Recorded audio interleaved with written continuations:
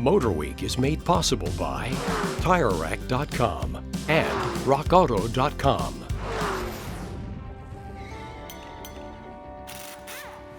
Sunroofs are becoming so popular, they're almost standard equipment these days.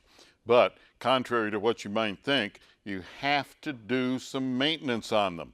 Now, that maintenance consists of lubricating anything that moves, like this wind deflector here, moves up and down. Well, it moves on pivot points, and every pivot point is a possible wear spot. So, you use something like silicone spray or dry lube, anything like that. You don't use a heavy chassis grease because the chassis grease will keep things too tight. So use the proper grease, lubricate everything, including the trolleys that the sunroof moves back and forth on. All right, you do that, probably won't have any issues with any of those parts. Next thing is that you have troughs in here. These troughs are in here to collect water. No, sunroofs typically are not watertight. Water comes in around them, collects in these troughs, and then runs out through drain tubes that are typically positioned in the corners of the sunroof.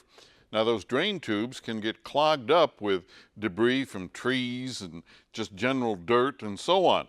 So you have to clean them. Well, you don't do that with a coat hanger. One thing that you could do, I suppose, is you could use an air hose, but make sure that the air pressure is turned way down, well under 20 psi. Because if you don't, what'll happen is you will blow the tubing off of the fitting on the sunroof, then you've got a major repair on your hands.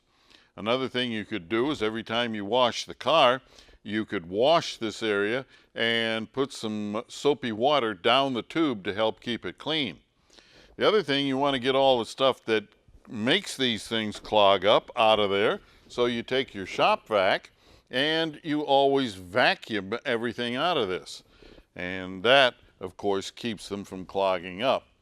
Now, the other thing that you might be able to use in some cases to clean those tubes is canned air.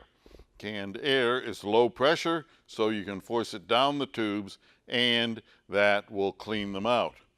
All right, another thing is all of these rubber parts that seal things up and help to keep dirt out and so on, they should be sprayed with silicone spray to keep them soft and pliable and working the way they should. So 15 minutes of preventive maintenance once or twice a year, well, it could prevent a lot of future problems with a sunroof.